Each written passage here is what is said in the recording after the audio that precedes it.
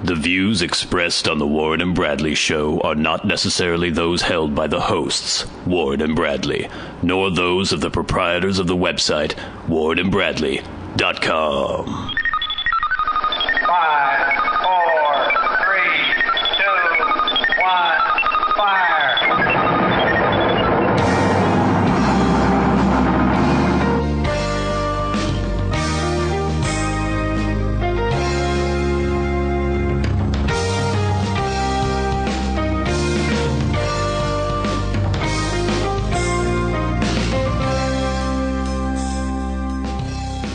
Let's make some magic. Hello, it is magic time. Welcome once again to the Warren and Bradley Show. I am one of your hosts, Bradley Victor. I'm the other host, Warren Van. We have an excellent show for you all today. Several features that I'm sure you've been looking forward to. No, That's How Women Are this week. We're going to give that a break for this episode, but we do have a Street Freak of the Week. One of which is listener, what would be the word? Submitted? Yeah, listener submitted Street Freak of the Week. Some interesting topics to discuss, some celebrity minute to go for, so let's get the show on the road, Warren. Let's do it. What's going on? What's going on with you? Not much, really. Okay. What have you been up to today? Not much. I've been doing a little reading, watched a little soccer on the computer.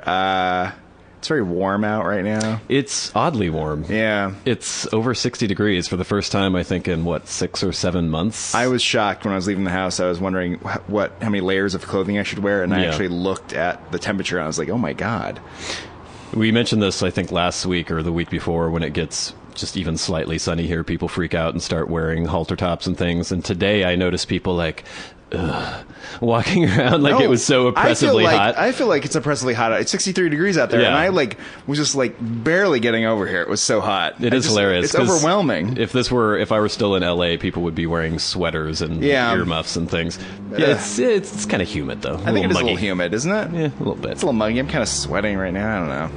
Oh, so we went out last night briefly. Yes. I'm kind of tired of it. Tired of going out? Yeah. Yeah, me too. Nothing ever happens. No. Things used to happen. Remember when things happened? Occasionally things would happen, yeah. When was the last time anything happened? I don't know. It's been a while. Yeah. You went home pretty early, and then I stuck around for a little bit longer, waiting for something to happen. Looked like a few things were going to happen, but then they didn't. And so I was disappointed. What sort of things are going to happen? I don't know. It looked like maybe there was potentially awkward conversations that were going to happen between a friend of ours and someone that they didn't want to talk to. And I was like, come on, waiting for it to happen, but then it never did. There was an almost fight that I witnessed, but it just didn't turn into an actual fight. No. There was some police action that wasn't really that interesting. I don't know. There was just nothing very exciting. Oh, and there was a real drunk girl who looked like she was about to slap another girl. Like they were going to get into it, but that never happened. It was just, it was a night of missed opportunities. Lack of violence for you. Well, it's not even just the violence, but just some sort of drama to make me feel alive. Well, I had a gin and tonic, which is something I don't usually order. I decided to order something different. I'm not a fan of those. It was okay. Yeah. Yeah, I don't know.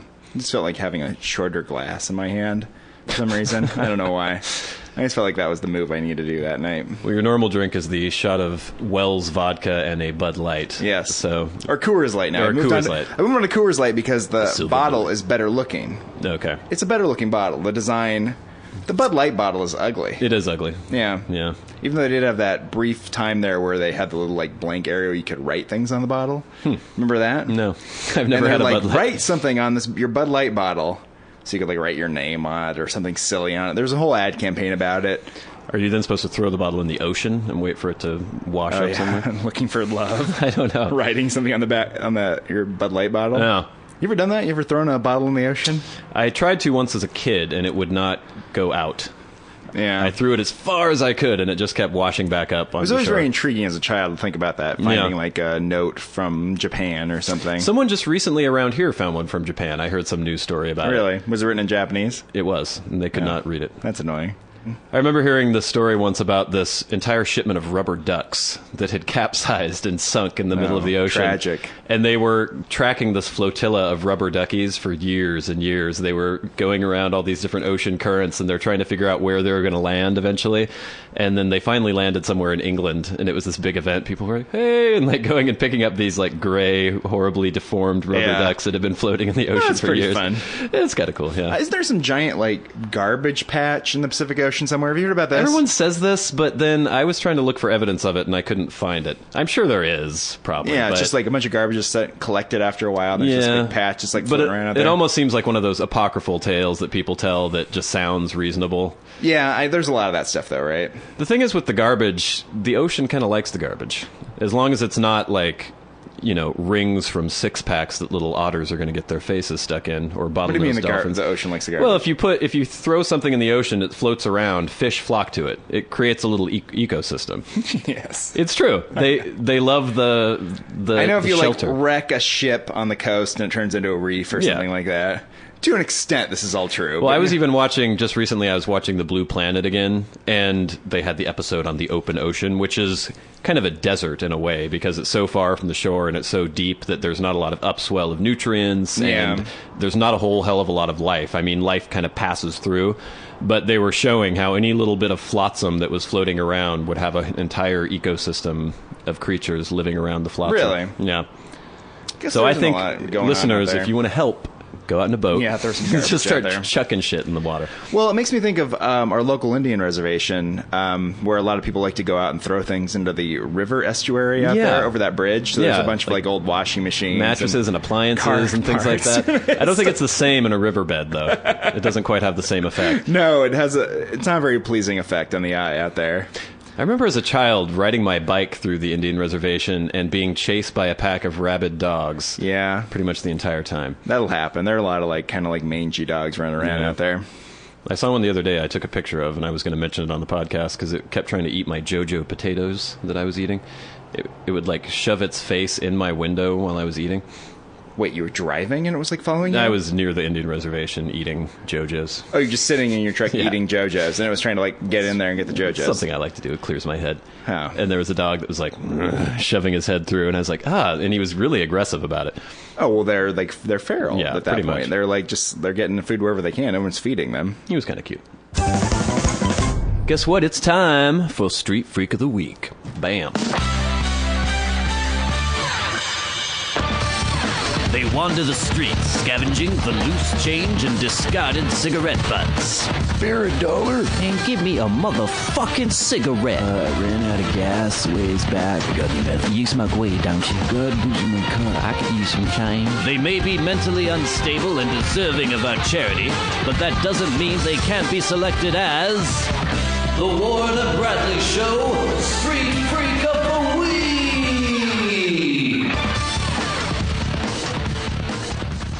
As I had requested several weeks back for listener feedback for Street Freaks of the Week, I don't know if we mentioned this before, but I did want to make clear that we don't want anyone to go out and harass homeless people or do something cruel and evil to a homeless person because they think that would be an amusing anecdote.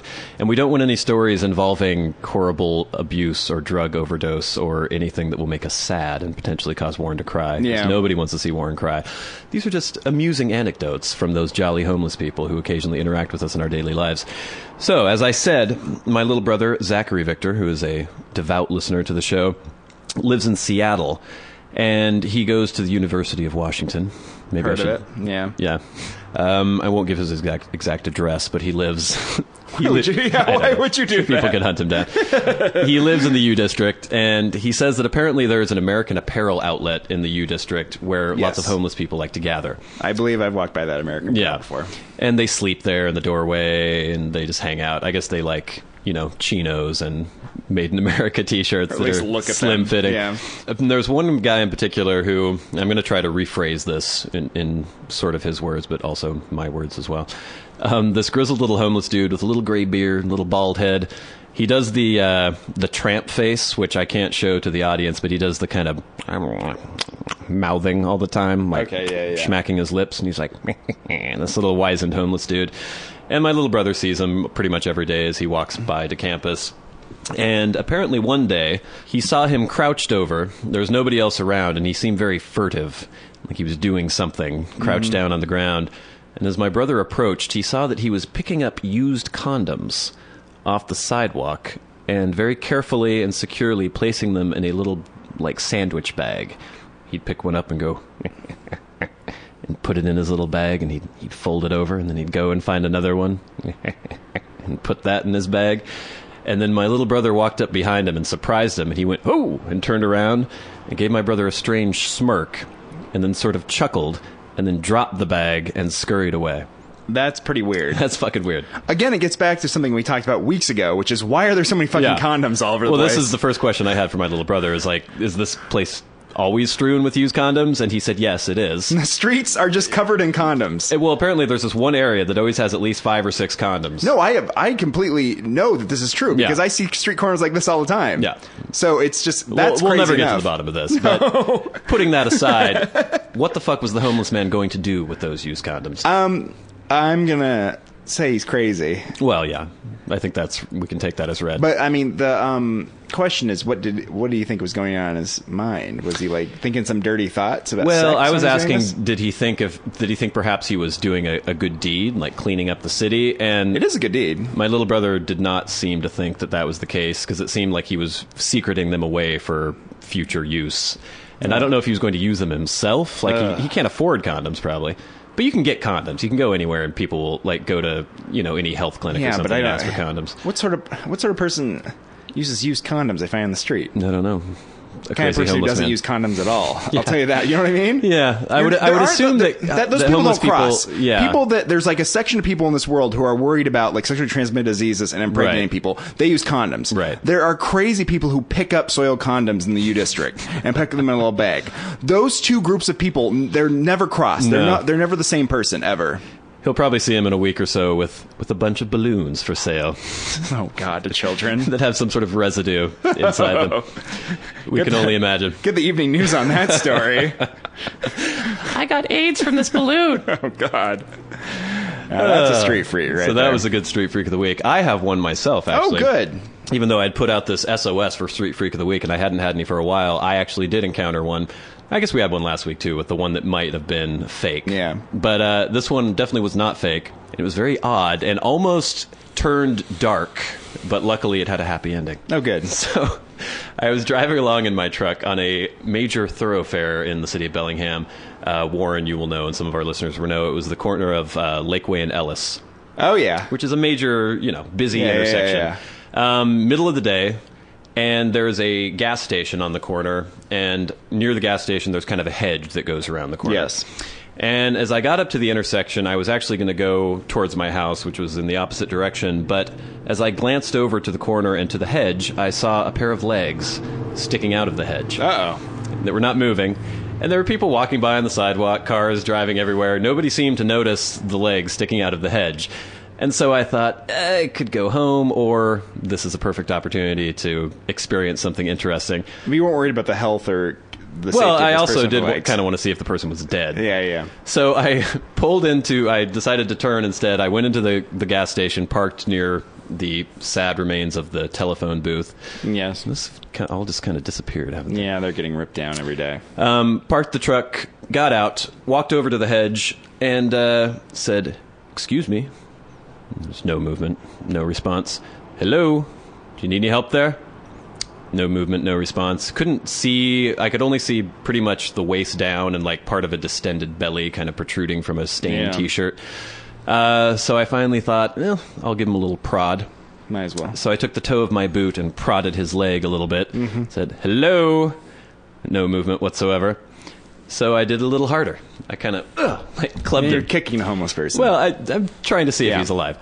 And kicked him kind of in the sole of his shoe pretty hard. And there was a from out of the bush. And it was hilarious because it was kind of like the Moses and the burning bush thing, except the bush wasn't burning. It was just shaking whenever the homeless person would say anything. It's exactly the same. It was kind of exciting. Yeah. Getting wisdom from the bush. And he's like, I was like, okay, so he's alive, obviously. It's like, do you need any help? Need any help there? Bush shaking. Are you okay? trying to ask again. Get the fuck out of here. I'm trying to sleep. Oh, well, there you go. Okay, well, there's a perfectly good explanation for why he's laying in the bush. He seemed beyond the point of passed out drunk and to the point of maybe like alcohol poisoning, and he could go into cardiac arrest or something at any moment. Yeah. So I thought maybe I should call the police and report that there is a homeless person in the bush. But then he got to the point where he was so agitated that I was bothering him that he said that he was going to fuck me. Oh, no. I'm gonna fuck you. Get the fuck out of here. And then he started undoing his pants. Whoa, my goodness. So I went, oh! And I like backed away. And by this point, one of the employees had seen me discussing something with somebody laying in a bush, and they were starting to come out of the place, out of the convenience store. So I alerted them to the fact that there was a homeless man who was trying to expose himself in the bush, and they said that they would call the police. I don't know if they ever did. Well, that's a nice story. So there we go. We have 2 pretty good Street Freaks of the Week. Now, Warren, you have to pick a winner. Finishing with the fucking part was pretty good, but I'm going to have to go with the guy picking up the condoms. I think that's more like inexplicable and kind of disturbing and scary. And I'm glad that Zach sent that in. It's good to have some listener participation. And if any other listeners have any good stories, send them into podcast@warrenandbradley.com. So there you go. Congratulations, Mr. Condom Man. You are this week's Street Freak of the Week. Our hats are off to you, Mr. Homeless Man, because you've been selected as the Warren and Bradley Show Street Freak of the Week. Well, speaking of people who like threaten to fuck you and are dirty and gross, you notice how when he did that, you like backed off and ran away instantly. Oh, yeah. It gets back to the thing where, like, if you're ever in a rough neighborhood or in a dangerous area, the one thing you don't do is act tough. You don't act scared. What you do is act crazy. Oh, yeah. Yeah. And then nobody wants to touch a crazy person. No, because it's like they think it's contagious. Who knows what's going on with you? You might have any number of diseases. So people will just back off and will just give you lots of room to move and will not bother you. You're pretty much guaranteed if any of our listeners see me out on the street and you want to do something to antagonize me or just cause me to leave, taking your genitals out will pretty much guarantee that I will go away immediately. This is true. And if you're in a rough area and someone's trying to like come after you and attack you and you can't like defend yourself, just take your cock out, take your genital out and like wag them, and people will back off. Do the helicopter. People will like get away from you and be like, whoa, and you can just go on your merry way. It's the best move ever. This is good advice. Yeah, it's. I wonder if they teach this in self-defense classes. I don't think this would work for a woman. Like they have those classes to defend women against attackers, people who might want to try to sexually assault because them. I think that people that sexually assault people like to. If you take your genitals, they can't take them out, but if they expose their genitals, that's probably just going to be more of an enticement. So this only works for men. And it would help if you're kind of disheveled, if it looks like your genitals might have an unpleasant odor or some sort of disease. I noticed when I lived in LA and I was in a dangerous neighborhood, I did not take my genitals out. And actually, I guess my methods didn't always work because I did get stabbed and shot at one point. But the best thing that I always found was to walk with confidence, look as though you knew where you were going, that you're not lost. Don't look too much left to right. Don't make eye contact with people, but don't avoid eye contact at the same time. Just be confident. Be confident. And cool. People wouldn't fuck with you. Yeah, that's true. That's true enough. Until they tried to stab you. I was in San Francisco last weekend. Yeah. And I was out for a walk. There are some pretty shady parts of San Francisco. Well, it's not even like, they're not really that dangerous areas of San Francisco, but there are areas with an intense gathering of homeless people. Yeah. And lots of heroin and things. I was walking around early one morning, just going for a little walk to get some coffee, and down the street, and someone was coming at me, going, yelling, screaming. And I was like, ooh. The first thing in my mind was, maybe this will be podcast material. Yeah. So he came up to me, I was like, oh, sort of like, I probably looked kind of inviting, like, what are you going to say to me? And then he passed me, and I got kind of disappointed. Yeah. And then I could hear him like, behind me, and he was followed me for a while. So I was like, well, this is going to go good. This is great. This is going to happen. Then eventually he like left, and I was like, damn you, man. That was my big chance. See what this podcast has done, though. It's caused you to hope for strange and uncomfortable interactions with homeless people. It's time for Celebrity Minute on the Warren and Bradley Show.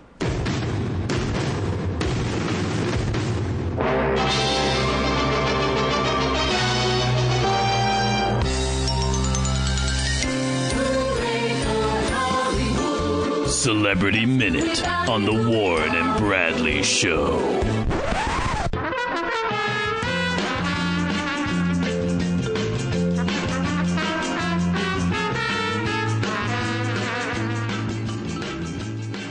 We're going to start right off with some bad news. Heidi Klum has just filed for divorce from pop star Seal. Yeah. Did you even know they were married? Yeah. I knew they were married and I knew they split up already. Okay. This is all news to you completely? I think I vaguely... They have kids and stuff. They've been married for years. In my mind. Yeah. I didn't know Seal still had a career or anything, though. The don't last think he thing I does. remember is the... Oh, we're never gonna survive unless we get a little crazy. That was more than 20 years ago. Was it? That was a long time ago, yeah. Yeah, so... Yeah, I was a child. If I was a remember. child. Yeah, we were both children at that time. So, maybe. There was always the rumors about his scars, like were they horrible acne scarring? Oh, did he or claim that he had just like woken up in the night after a bad dream and then he had all these like There was scars? something about some vision or something. Apparently it was caused by a form of lupus. Oh. I have that here. Right? It's a type of lupus called discoid lupus erythematosus, a condition that specifically affects the skin above the neck. Huh. So there you go. What else have we got here, Warren? Oh, Amanda Bynes released on bail. Oh, my lord. Actress Amanda Bynes has been released on $5,000 bail following her arrest for driving under the influence. She was busted on Friday after clipping the back of a police patrol car while driving through West Hollywood 3 days after celebrating her 26th birthday. We've got the mugshot here. Not looking too good there. No. Giant, like, she has weird kind of grayish pink hair, lots of eye makeup, and a very obvious fake tan. So, child actor starts drunk driving, hitting police cars. I've never heard a story like that ever. No, it's really shocking, isn't it? That's the best way to ever get pulled over for drunk driving is to actually run into a police car. Usually, my thinking is that maybe she knew she was drunk, she was driving around, she sees the cop, and then she panics, maybe. Yeah, that could probably happen. But it's kind of hard to claim that you're not impaired when you've actually hit another car, and Maybe that this car will is a be. cop. Maybe this will revive her career. We have another story about legal troubles here. Clint Eastwood is suing Evo Furniture and the InMod.com website for allegedly infringing on his rights by marketing a range of ottomans, chairs, and entertainment centers named after him. Apparently, he's issued a cease and desist order. They're profiting over his likeness and name. He also cites marketing slogans which reference his biggest films, including, "When you're invited into a person's home, you get to see the good, the bad, and the ugly." This seems pretty clear cut. You can't use someone's likeness, their name, and like things from their movies and not pay them What I any wonder royalties. is, like, why is Clint Eastwood... Is furniture tough in some way? Like, what cachet does he bring to the art of, like, home... I know exactly what he brings. What? Males. Males who don't That's like what they're furniture. thinking from marketing. Like, oh, well, if Clint Eastwood likes this ottoman, then I'm gonna Yeah, get it. if it's like it's associated with like toughness or associated with Clint Eastwood, you're like, oh, that's pretty cool. I'll get that. It's a hell of a thing, decorating a living space.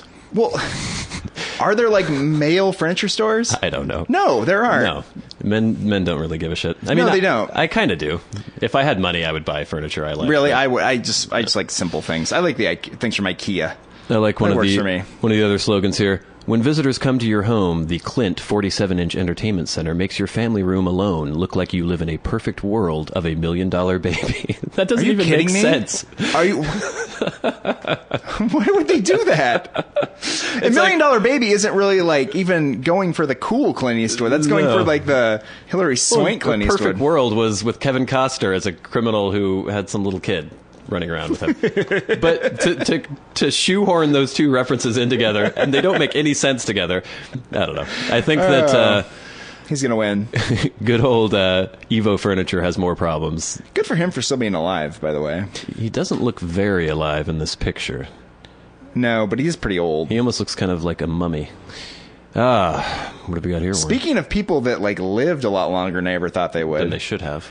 and people who like when we were listening to Seal, CBS journalist Mike Wallace was in his 70s, Yeah. and now he's finally dead in 2012. At the age of 93. Yeah, it's amazing. He was still hosting at, I think, 6 years ago. So he was 87 when he was still on the air. Yeah, It's crazy. that's very old to be working still. Some longevity. He was apparently still all there, even up until the end. Good for him. We have another story about a vacuous celebrity here. Jason Trawick, I'm not sure how to pronounce that, is petitioning the court to share legal control over Britney Spears, which, to me, that headline is hilarious. This is the man that Britney Spears is going to be marrying. He's a 40-year-old, formerly her manager. I guess he still is sort of her manager, but he has filed papers to petition to be added by a California court as one of the singer's conservators. If the petition is approved, Trawick, who began dating Spears in 2009, will have control over her well-being, while her father, Jamie, will retain full control over her finances.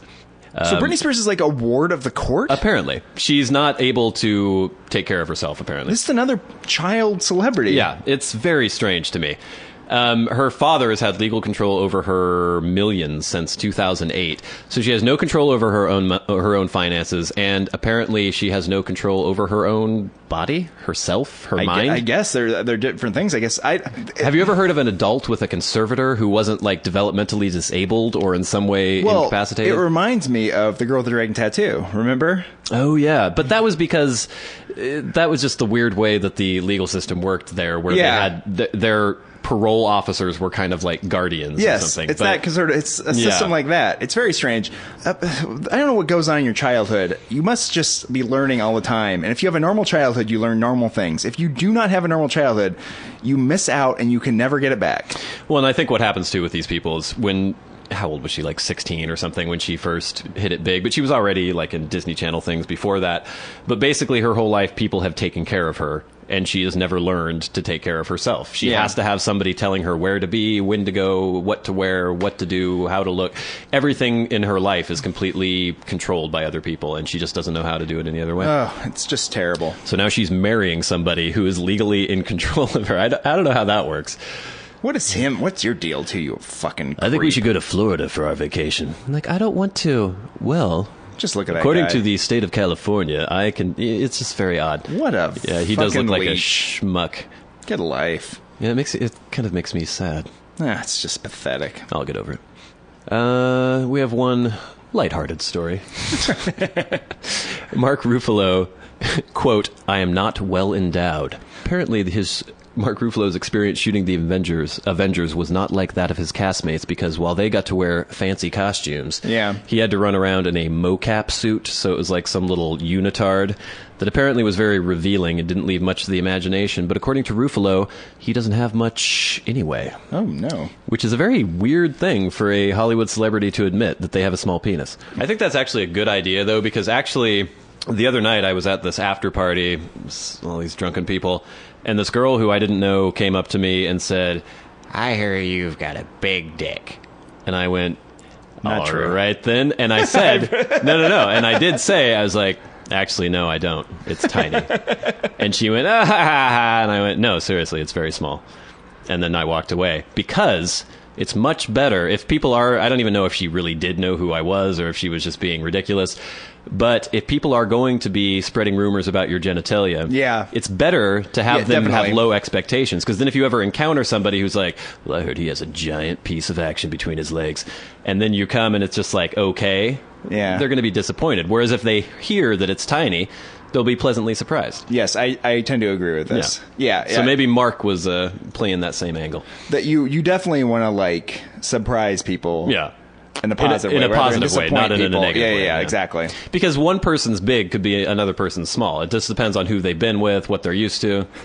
Our last story for Celebrity Minute, we're going kind of long. We always go long on Celebrity Minute. I thought this was an interesting story because it's something you don't hear every day. Rapper G. Depp was aiming towards a comeback, but it's been slightly derailed by the fact that he is just out of the blue confessed to a murder that was over 20 years old and was completely unsolved by the police department. They had no leads whatsoever. And I guess he's claiming that he just wanted to unburden himself because he was feeling horribly guilty. And he went into a police station, admitted to the crime, gave details about the crime. They matched it up to an unsolved case, and now he's being tried for murder. This seems like a desperate attempt to like get his career going. Well, I was reading a little bit of his bio here. Apparently he hit it sort of big in the 90s with Sean Diddy Combs' stable of talent at Bad Boy Records. In the late 90s, he had his debut album, Child of the Ghetto, which came out in 2001. He scored a rap chart hit with Special Delivery. After that, though, he devolved into taking lots of PCP, which Yeah, is not that'll good for happen. your career. And he's been struggling to try to gain a footing back in the rap world. And I guess some people are saying that they think the confession was a result of his crazy PCP use and him trying to, I don't know, maybe it's one of those 12 steps, admitting that you've wronged people or something. I shot you. It is, but don't do it to the police. Yeah, it seems kind of odd. But the thing is, the way now we're talking about him. We had never heard of this person No, before. no. He's looking to come back. Now people know who he is. If he doesn't serve like 15 years in prison for this. Yeah, I think he'll get off later than that. But And even being in prison for a while is good for your rap career. Well, yeah, that definitely is. There aren't very many careers where that is a like resume enhancement, but a rap star is one of them. Maybe a mobster. Maybe. If you didn't talk. If you didn't talk, if you didn't turn If you didn't stupid, talk and you yeah. did like 10 years, just didn't say anything and That came means you're a out, people are stand-up like, guy. ooh, that guy's impressive. Yeah. Yeah. I've seen The Sopranos. Apparently, he said that he hoped it would bring closure to the family, but the family's representatives are saying that it's just dredged up a bunch of crap from the past that they had put behind them, and they wished he hadn't said anything about it. That's unfortunate. Yeah. Well, G-Dep, I guess good to you for being honest, but it's kind of like when they say if you're in a relationship and somebody cheats on somebody else, Yeah. it's better not to even say anything. Because usually the only reason people are admitting something is for themselves. It's for them not to feel guilty anymore. Yeah. But if it's not constructive to the relationship, if it's not going to help things other than just making you feel better, then you just shouldn't say anything. That's probably true. Like, I I think mean, if you G-Dep should have taken that advice. if like this cheating person, like was like, "Oops, I made this one mistake," and they're not going to do it anymore. Didn't mean anything. I still love the person. I still want to be with the You're person. going to really hurt the other person, and you're going to like destroy the relationship probably. But you will like feel better because you've told the truth or whatever Yeah. about it. It's probably better off. I've had people tell me the truth before, and I wish they hadn't. So I know what that's like. That's sad. And That's there a you sad go. end to Celebrity Yeah, Minute. Well, we can't always end on an up. And that was Celebrity Minute. This has been Celebrity Minute on the Warren and Bradley Show.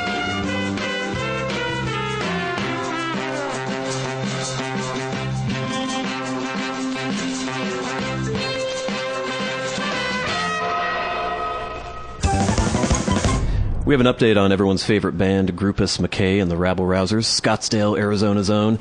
They've been taking a little easy lately.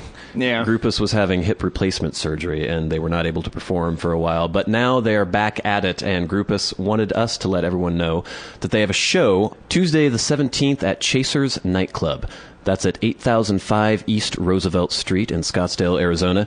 The doors at 9, music starts at 10 o'clock, and they're playing with special guest Prostitutas Los Horrorosos. So everyone should check that out. I think it's $6 at the door. Well, I hope that Groupus's new hip is giving him the mobility he used to have, because I know it can be frustrating to be on stage and not be able to move. Well, the way you want to move. he's known for really breaking it down when he's on stage, Yeah. and that's actually what had happened. He broke broke it down it to the down point too where he much, broke yeah. his hip. But he's made a good recovery, and I think even though his mobility isn't completely back to what it was, it's not going to hinder the music that comes forth from him is still going to be as amazing as it always has Groupus's been. music comes from inside a part of him, and that part is in his hip. That It's part is his soul, his maybe? belly. Belly, I don't know. Yeah. Somewhere in there. So there you go. If you're in the Scottsdale area on the 17th, go check out Groupus McKay Please and the do. Rabble Rousers at Chasers Nightclub.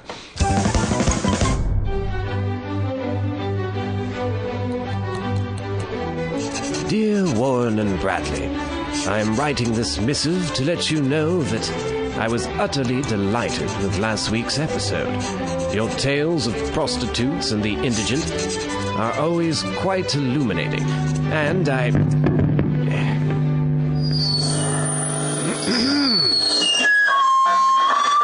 say, could you turn off that racket? Turn it off, I say! What are you doing? Can't hear myself make this ridiculous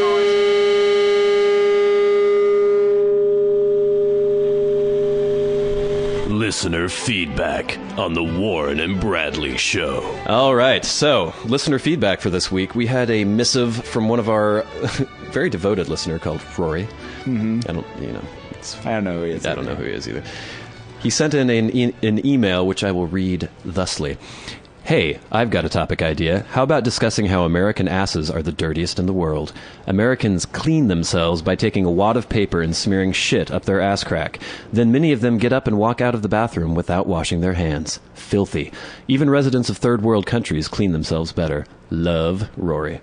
This is something that's always bothered me. You know that we have had this discussion before, not on the Yes. podcast, but I am appalled by the idea of taking a dry piece of paper, rubbing shit around on your asshole, and then just saying, hey, I'm clean, I'm fine. I've in the past often engaged what I like to call pre-moistened ass wipes, which are basically just baby wipes for adults. They don't have a picture of a baby's ass on them. They have a picture of an adult's ass. I don't think they have a picture of an ass at all. But basically, that's what they're They have a for. picture of an adult's ass. So that's what it's for. Yeah, I like the pre-moistened ass wipe because I can't... Usually, if I don't have a pre-moistened ass wipe handy, if I've shat, I have to take a shower afterwards. Because it's disgusting. It's horribly disgusting. If somebody like took a piece of their shit and smeared it on your face, You wouldn't just take a piece of paper. would you take a piece of paper and just wipe it off and say, we're all good? No, you wouldn't do that. You would wash it with soap and water. You get some wash sort it. of disinfectant. Yeah. Maybe some bleach. I completely agree with this. But There's got to be a better way. I don't know if he's right in saying that it's only Americans, because I think most of the Western world just uses toilet paper. As far as I know, yeah. And I think we're actually doing some research on anal cleansing on Wikipedia. And Unrelated research by Brad. no, actually, this was because of Rory's question. It wasn't Sure. just my own reading list. Apparently, the toilet paper was first used in China. Oh, the place where paper was invented. Exactly. So it makes sense. It became widespread in Western culture in some parts of the world, especially before toilet paper was available or affordable. The use of toilet paper, telephone directory pages, or other paper products Sears were common. catalog. Apparently, the Old Farmer's Almanac was sold with a hole punched in the corner so it could be hung on a nail in an outhouse. Yeah. And the widely distributed Sears Roebuck catalog was also a popular choice until it began to be printed on glossy paper, which would just kind of smear it around. It wouldn't really work very well. Oh, apparently in France, the bidet is used a lot. Yes. And in a lot of East Asian countries, they do use water, which I think is a good idea. They have those robot toilets in Japan. Yeah, they do all squirt it sorts of right up your things, asshole. Roman anal cleansing was done with a sponge on a stick. The stick would be soaked in a water channel in front of a toilet and then stuck through the hole in front of the toilet for anal cleaning. I like that. That's not bad. It's better than. But did you nothing. Did you carry your own sponge with you? I that's a problem. 'Cause I've seen- using everybody else's sponge. Well, I've seen those communal Roman toilets, the ruins, and they're amazing because they have all these little toilet seats lined up, and there's basically just water flowing underneath from an aqueduct. And so there's water in front that is a different channel that doesn't have the shit in it. You take that, you wash your hands with that, and then you use that for your sponge on a stick, I guess. I don't know if there was little sponges hanging on hooks around the perimeter of the outhouse. I don't know. You would think you would want your own sponge, though. Oh, definitely.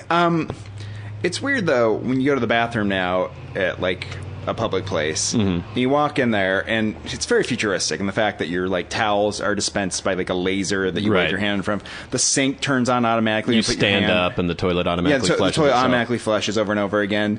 Yet you're still wiping with paper. This is something that I think George Costanza mentioned on a Seinfeld episode once, how the toilet paper has not changed basically since its inception. No.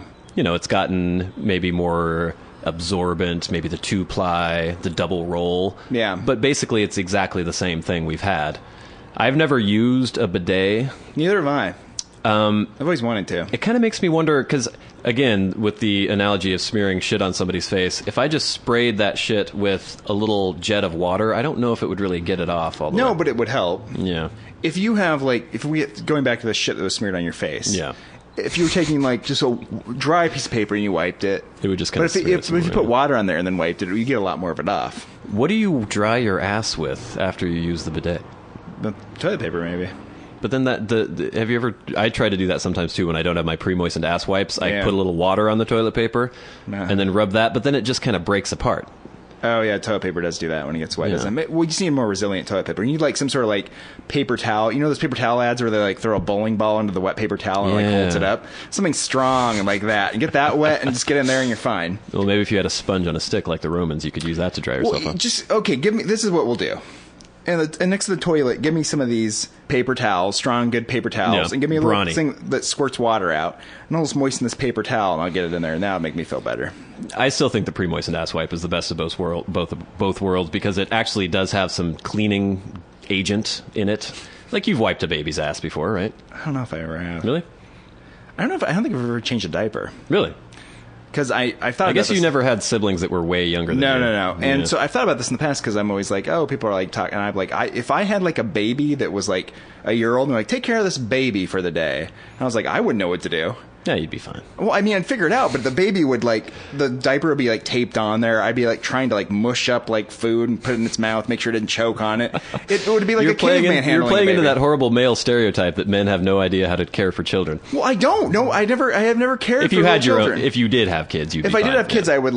I'd like look it up and like read Yeah. about it and be like, this is how you do it. Or I'd have like a wife that would be like, this is how you do things. But as Well, far it's- as me just having a baby dropped in on me, I wouldn't have any idea how to handle it. Well, it's like they always have those obnoxious commercials where it's like, all right, honey, I'm going to be going for the weekend with the girls. And he's like, okay. And he's there with the baby, and he's like boiling over pots, and the baby's like in a cage that he's placed it Yeah. in, and he doesn't know how to. Yeah. That's what would be me. Okay. I think me and the baby would be fine. I think the baby would be fine. It would probably have a fun time. We'd probably have a good time, but it Yeah. wouldn't be conventional anyway. Well, if you ever have access to a baby, Yeah. and it has a shitty ass, change the diaper, wipe it with some wipes, and it'll smell as fresh as a daisy afterwards. You smell the baby's ass after you wipe it? Well, I don't get right in there and smell it. I mean, I haven't changed a diaper since I was 13, but they work. The pre-moistened ass wipes works, and I give them my full seal of approval. Oh, wow, we should endorse a brand of pre-moistened ass wipes. We should review other like sanitary products, and we could. Yeah, that gets 3 assholes.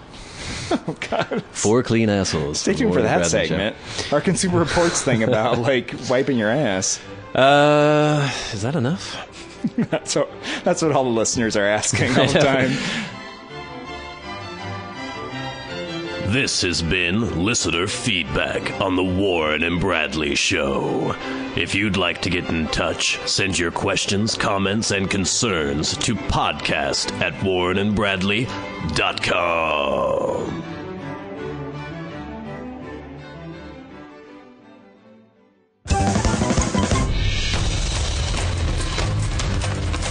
This has been the Warren and Bradley Show, brought to you by Warren Van and Bradley Victor. For podcast news and information, like the show on Facebook at facebook.com/Warren and Bradley. Follow the show on Twitter at Warren and Brad. Subscribe on iTunes and leave a review. For episode archives and episode pictures, go to warrenandbradley.com, and to contact the show, write to podcast@warrenandbradley.com.